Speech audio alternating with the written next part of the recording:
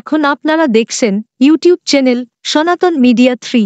চ্যানেলটি এখনই সাবস্ক্রাইব করে বেলাইকন বাজিয়ে অল সিলেক্ট করে রাখুন।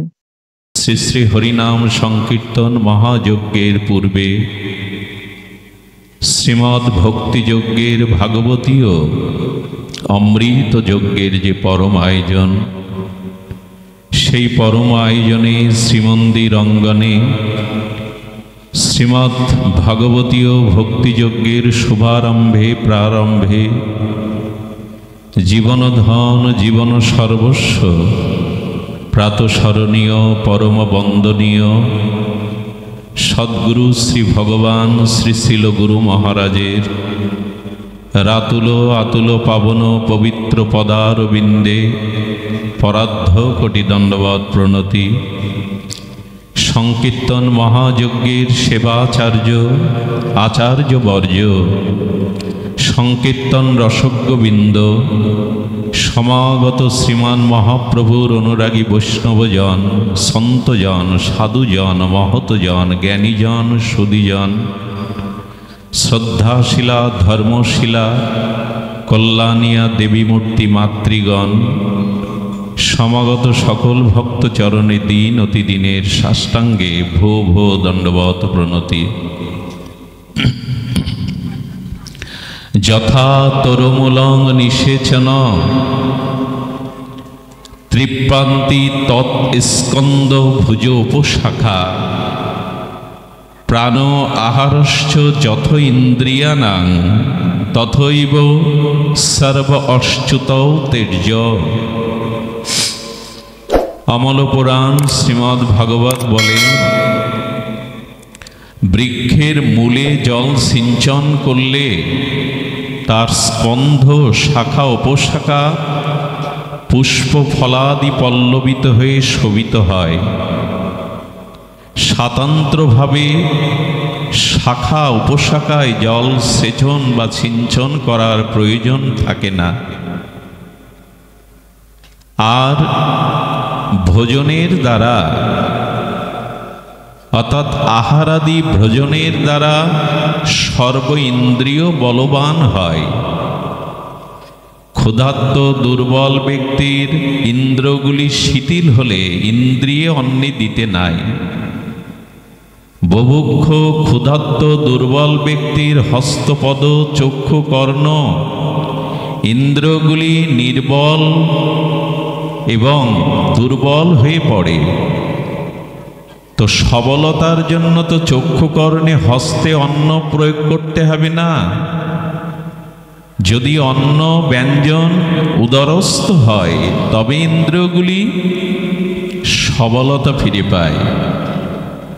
তেমনি শ্রীকৃষ্ণের আরাধনা, যুগল আরাধনা, নিতাই গৌরের এই মৌলিক আরাধনার দ্বারা সমস্ত অর্চনই সুপ্রসিদ্ধ হয়, সমস্ত দেবদেবী প্রসন্ন হয়।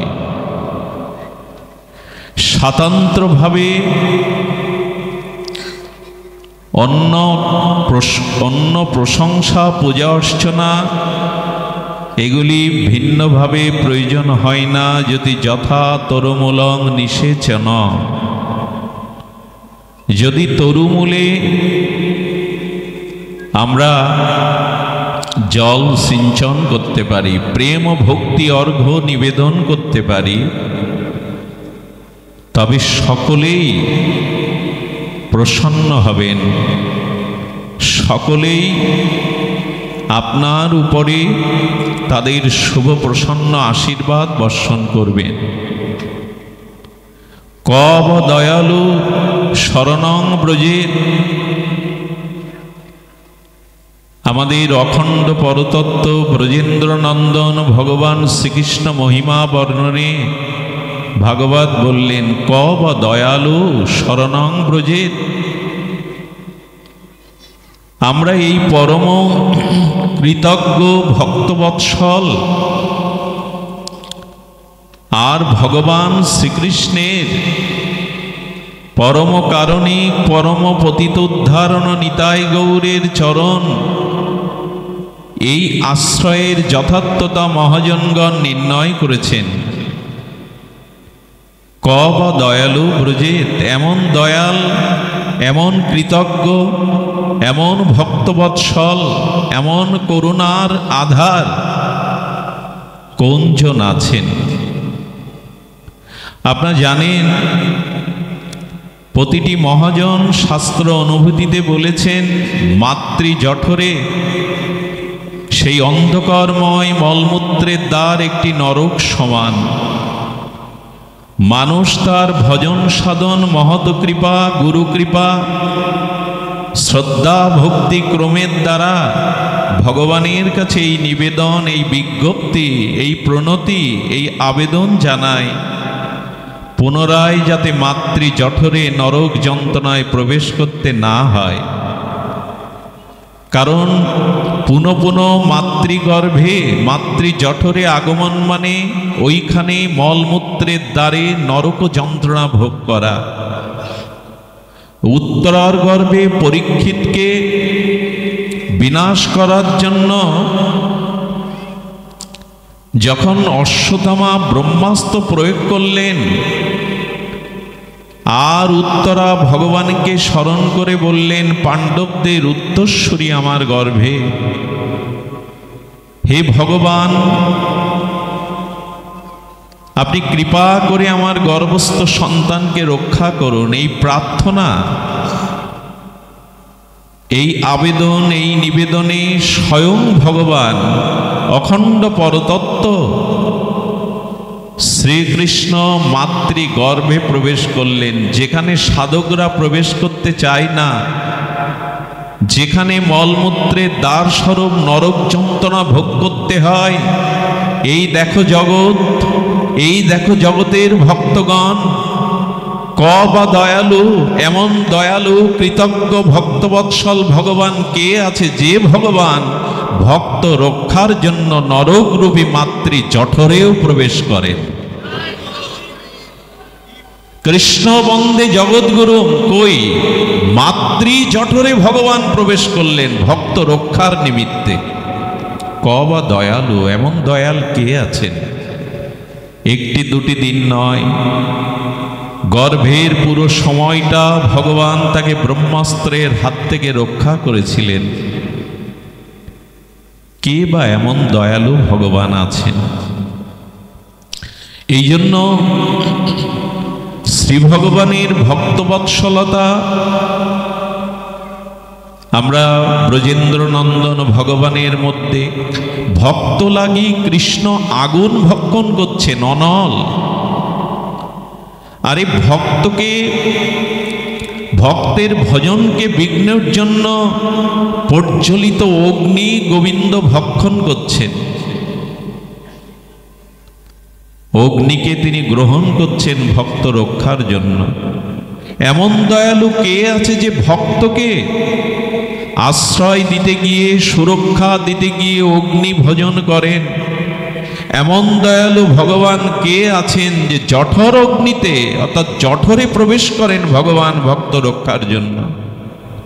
কারণ এই পরীক্ষিত মহারাজ জগতে ভাগবত মুখ্য শ্রোতা হিসাবে ভাগবত প্রকাশ করাবেন। আর যদি পরীক্ষিত মহারাজ না আসতেন, সুখদেব ভগবানকে আমরা পেতাম না, ভাগবতের এই মহামহিমা জগতে প্রকাশ হতো না।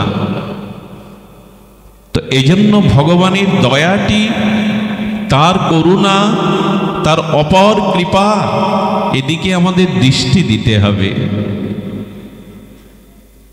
ভক্তের জন্য ভগবানের এই যে ভক্ত বৎসলতা, এটি বড় বিস্ময়কর। আপনারা জানেন যে শ্রী ভগবান জীবকে করুণা করবার জন্য তিনি আমাদের সামনে বিস্তার করেছেন তার করুণার জাল। গুরুরূপে ঘরে ঘরে দীক্ষা দেন সবাকারে, বৈষ্ণব রূপেতে দেন শিক্ষা। অনেকেই প্রশ্ন করেন, ভগবান যদি সর্বাকর্ষক হয়, ভগবান যদি ভক্তবৎসল হয়, যদি পতিত উদ্ধারণ হয়, আমাকে উদ্ধার করছেন কিভাবে ভগবান?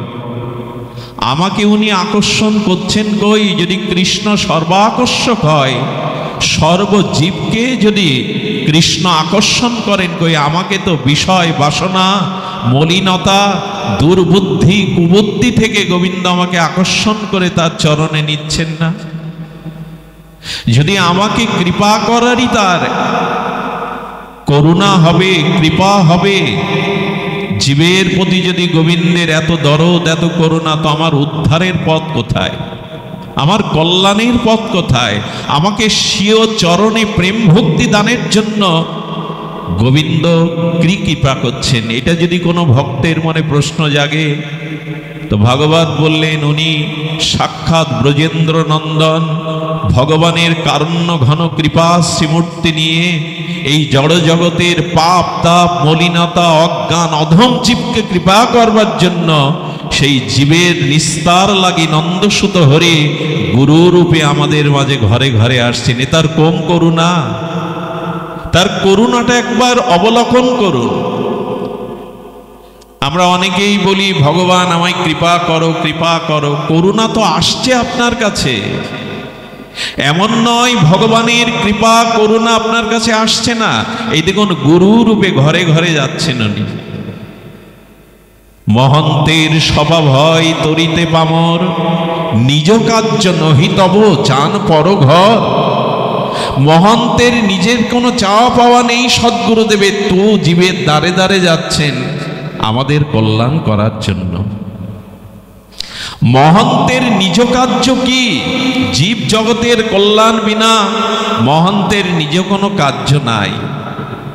তবু তার স্বভাব তিনি জীবের দ্বারে দ্বারে গুরু রূপে উপস্থিত হচ্ছেন। বৈষ্ণব রূপেতে দেন শিক্ষা। আমাদের শুদ্ধ বৈষ্ণবজন, সাধুজন, সন্তজন তারা তাদের প্রতিটি আচরণের দ্বারা আমাদের ভগবত শিক্ষা দিচ্ছেন। এই জন্য শুদ্ধ ভক্ত সঙ্গ, সাধু সঙ্গ এই জন্য প্রয়োজন যে আমাদের প্রকৃত বৈদিক সনাতন আদর্শ ভক্তি শিক্ষা, বৈরাগ্য শিক্ষা সাধুগুরু বৈষ্ণব আচরণ করেই জানিয়ে দেন। তো তিনি গুরু রূপে ঘরে ঘরে আর বৈষ্ণব রূপে আমাদের ভজন শিক্ষা দিচ্ছেন। ভগবানের কৃপা প্রাপ্ত হওয়ার জন্য ধন্য ভাগবত ভক্তি শিক্ষা দিচ্ছেন। আর স্বয়ং ভগবান আমার অস্তিত্বকে, আমার সত্তারূপী আত্মারূপে আমাকে অধিষ্ঠান রেখেছেন। পুতুল কি কখনো নিজে নাচতে পারে গো? অলক্ষ্যে কোনো কুহক সুতোর দ্বারা পুতুলগুলিকে নাচায়। তেমন আমি যে বেঁচে আছি, আমার অস্তিত্ব টিকে আছে কার কারণে? আত্মারূপে ভগবান অধিষ্ঠান আছেন। নালে আমার এই দেহটা তো জড়। একটু ধ্যান দিন, আমার এই দেহটা জড়, এটা রক্ত মাংস পিণ্ড দলা, এটি জড়, এটি চেতন নয়। এই জন্য আত্মা চলে গেলেই পচন শুরু হয়। আত্মা চলে গেলেই মাটির নিচে দিলে কিরমিকিটে রূপান্তরিত হয়। আত্মা দেহ থেকে বিযুক্ত হলে শৃগাল কুকুর সব ভোগ প্রাণী খেয়ে নিলে তাদের উদরে বিষ্ঠা মূত্রে রূপান্তরিত হয় আমার এই দেহ। আর চিতায় দাহ করলে অন্ত্যেষ্টিক্রিয়ায় ছাই হয়ে মাটি হয়ে যায়। এই তো দেহের পরিণাম। মৃত্যুর পর 2 দিন রেখে দিন,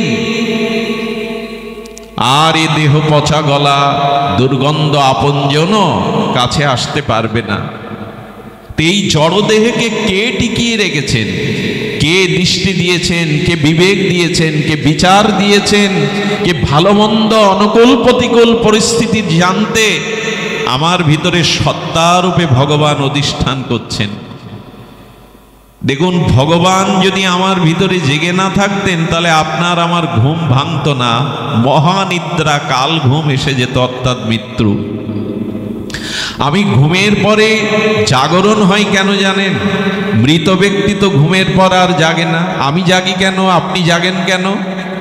গোবিন্দ বলছেন আমি সত্তারূপে আত্মারূপে তোমার দেহে অধিষ্ঠান আছি, তাই তোমাকে যেমন নিদ্রায় অভিভূত করি, আবার নিদ্রা থেকে আমি জাগিয়ে তুলি। আমি চলে গেলে তোমার নিদ্রা আর ভাঙবে না।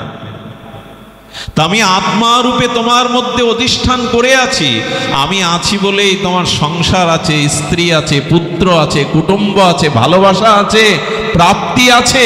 আমি না থাকলে, এই দেহে অধিষ্ঠান না থাকলে তোমার এই জড়া মাংস পিণ্ড অভিশপ্ত দেহের কোনো সম্বন্ধ কারোর সাথে থাকে না।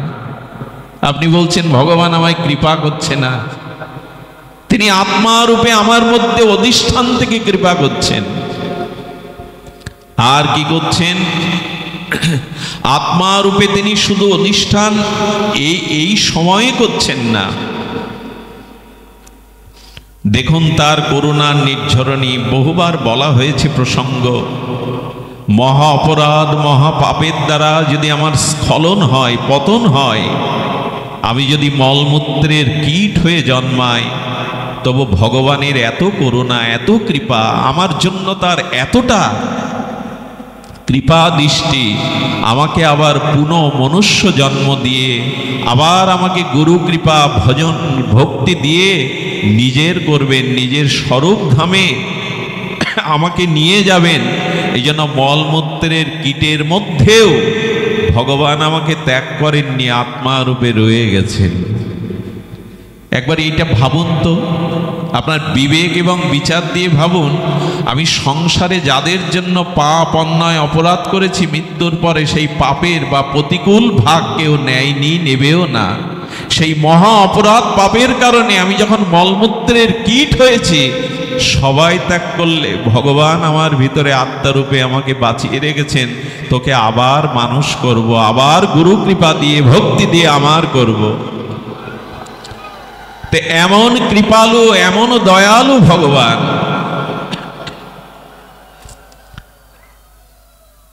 ভগবানের এই কৃপাকে যে একবার উপলব্ধি করতে পারে, তবে সদ্গুরুর কৃপা ছাড়া হয় না। আমাদের উপলব্ধিতে আছে সংসার, আমরা সর্বদা সংসারকেই দেখছি অনিত্য, অসুখময়, এই ক্ষণস্থায়ী, পরিণাম বিধ্বংসী, পরিণাম দুঃখপ্রদ সংসারকে দেখছি। ভগবানের করুণাকে, কৃপাকে আমরা উপলব্ধি করতে হবে। এজন্য বিশেষ ভগবত কৃপা প্রয়োজন, শ্রী গুরু কৃপা প্রয়োজন, ভক্ত কৃপা প্রয়োজন। অনেকেই বলেন আমাকে কেন ভগবান আকর্ষণ করছেন না? কৃষ্ণ যদি সর্ব আকর্ষক হয়, আমাকে কেন তার চরণে নিচ্ছেন না?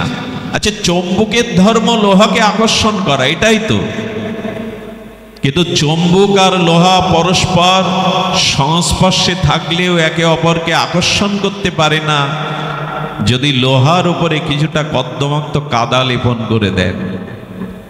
চম্বুকের চম্বুকত্ব, আকর্ষণ শক্তি আছে, কিন্তু লোহার উপরে যদি কদ্দমাক্ত কাদার প্রলেপ দেওয়া যায়, আবর্জনা রাখা হয়, শক্তি থাকতেও তা ক্রিয়াশীল হতে পারে না।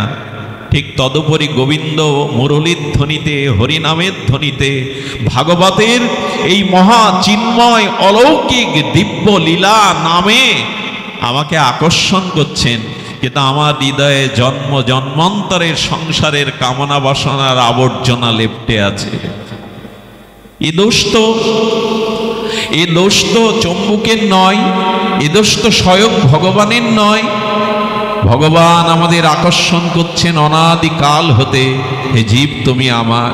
মহাপ্রভু নিতাই চাঁদ হাত তুলেছেন কেন? হাত তুলেই ডাকছেন এসো, এসো।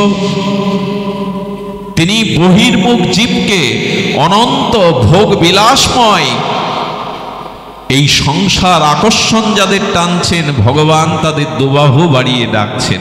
আরে তুমি কতটা ভগবানকে ডেকেছো, ভগবান তোমায় ডাকছে।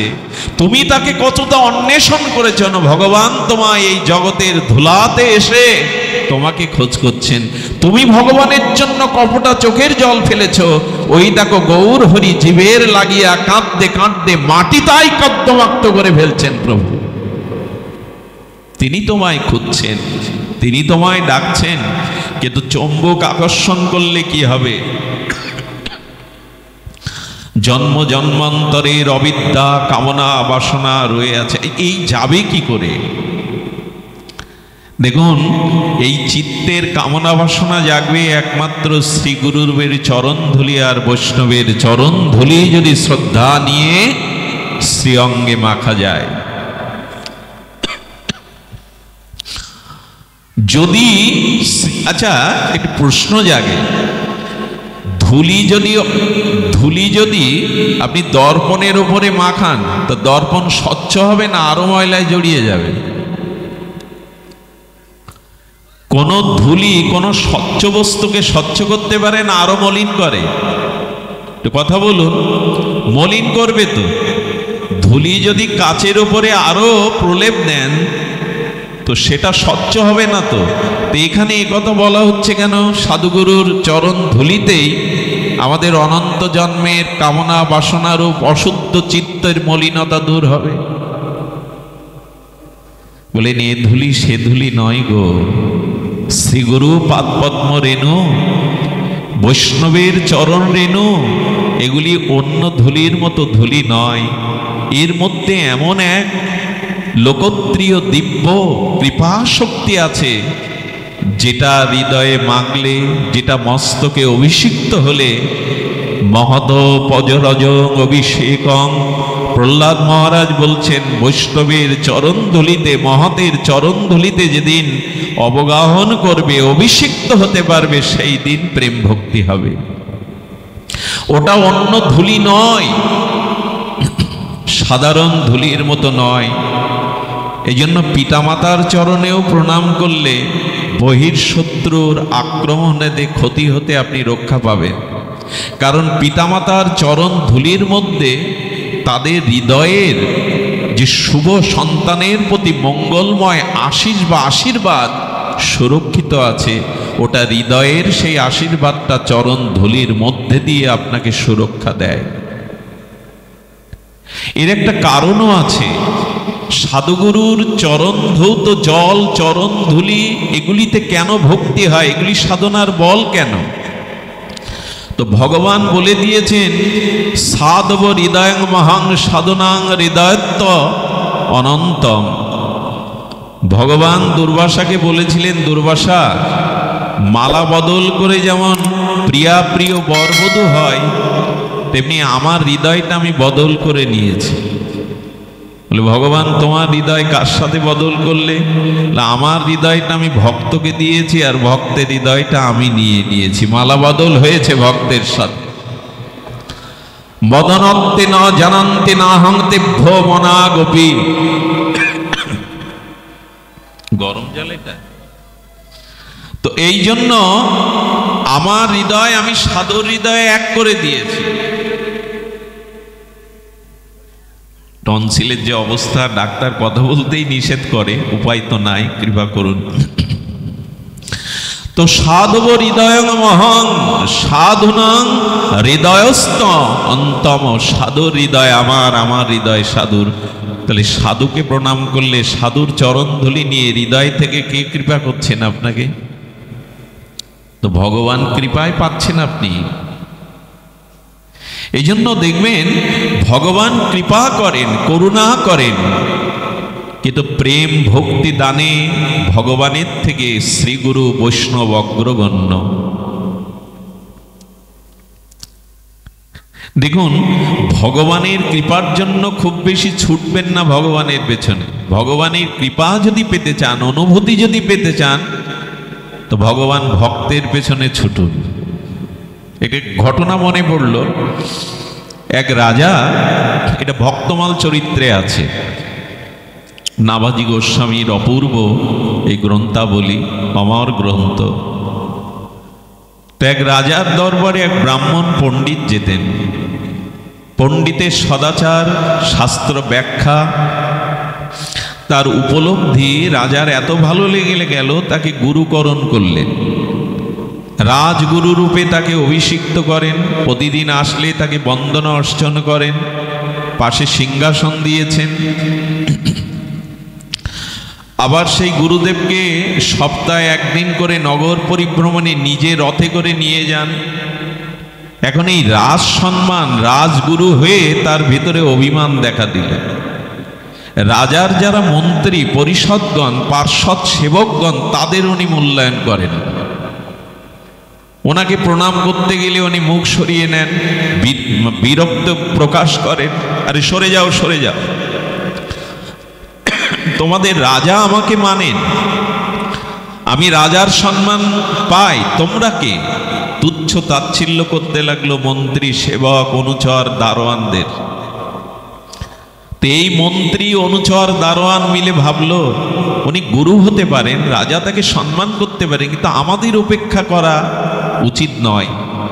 ওরা সবাই মিলে এটা পরিকল্পনা করে একদিন যখন ঢুকতে যাবে, দুয়ারে এসে মন্ত্রী, সেবকগণ বললেন, রাজা আপনাকে ভেতরে যেতে নিষেধ করেছেন। তখন বলছে এটা রাজার মুখে শুনতে যায়, বলে রাজা কি উঠে এসে বলবে আপনার ভেতরে যাওয়া হবে না, ফিরে যান।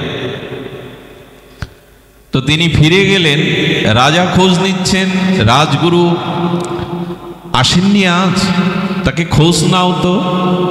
মন্ত্রী বা তার সেবকবৃন্দ বললেন উনি সপ্তদিবার ভাগবত পাঠে অন্য জায়গায় গেছেন, আসতে পারবেন না 7 দিন। গুরুদেব প্রতিদিন মন খারাপ করে, খোঁজ খবর নেন, বলে উনি ফিরলে অবশ্যই আমার কাছে আগে আনবেন। মনে হয় কতদিন দেখিনি, তার চরণ, তার আশীর্বাদ পাইনি।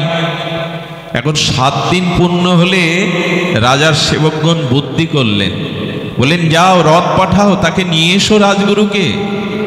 ওরা একটু অভিনয় করে মুখটা অপ্রসন্ন করে বললেন, রাজা দুঃসংবাদ আছেন, উনি মারা গেছেন, জীবন্তে মেরে ফেলেছে ওরা।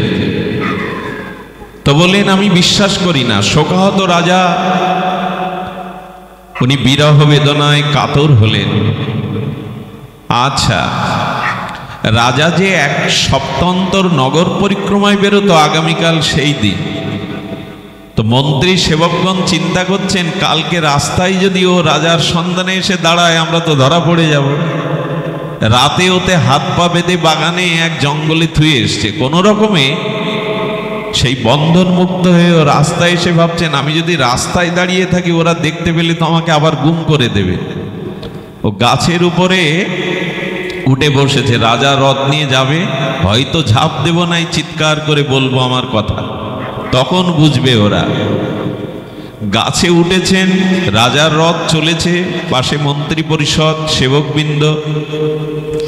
তো যখন গাছ থেকে চিৎকার করছে, রাজা রাজা আমি এখানে গাছের উপরে এই শাখাতে, আর রাজার সেবকবৃন্দ বলছেন আজ তো ধরা পড়ে যাব, বুদ্ধি তো খাটাতে হবে।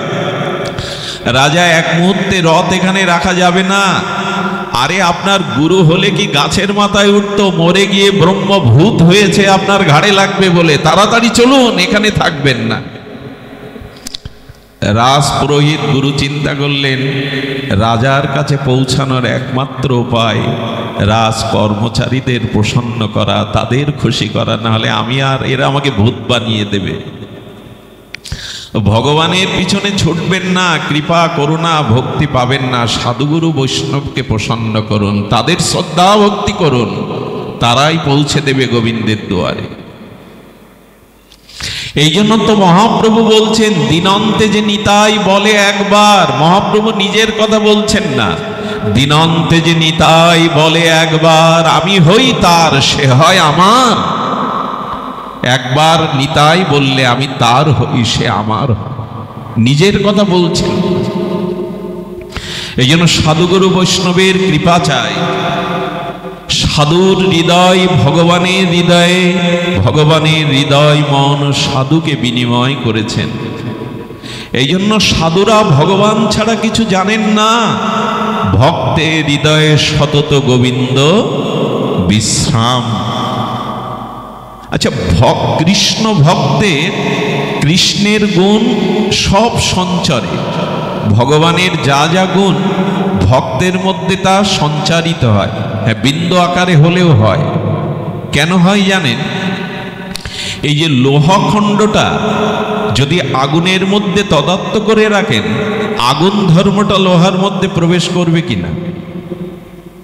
কোন লোহখণ্ডকে যদি তপ্ত প্রজ্বলিত আগুনের মধ্যে তদাত্ম প্রাপ্ত করান, তাহলে ওই লোহখণ্ডের মধ্যে অগ্নিতত্ত্ব প্রবেশ করবে কিনা? তখন অগ্নির কাজ করবে কিনা?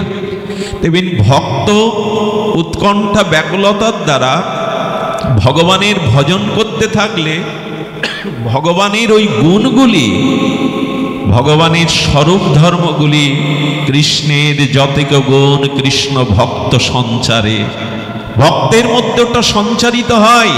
এই জন্য ভক্তের স্বরূপ কৃষ্ণ, তাহার অধিষ্ঠান চৈতন্য চরিতামৃত বলছেন ভগবান ভক্তের হৃদয়ে অধিষ্ঠান হন। আচ্ছা, যে মন্দিরে রাধা মাধবের বিগ্রহ আছে, আপনি কি শুধু বিগ্রহকে সম্মান করেন না মন্দিরটাকেও সম্মান করেন? একটু কথা বলুন।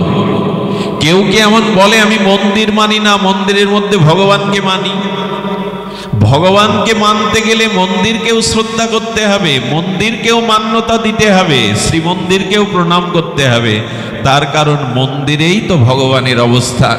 তেমনি ভগবানের সাথে সাথে ভগবৎ স্বরূপ ভক্তদেরও সম্মান করতে হবে, কারণ ভক্তের হৃদয় হলো ভগবানের মন্দির, ভক্তের হৃদয় হলো ভগবানের শ্রীমন্দির। এই জন্য ভক্ত মহিমা, ভক্ত গুণগাথা আমাদের এমনি করে শিক্ষা দিচ্ছে, ভক্ত সঙ্গ করো, ভক্ত কৃপা অনুকম্পা এটি গ্রহণ করো।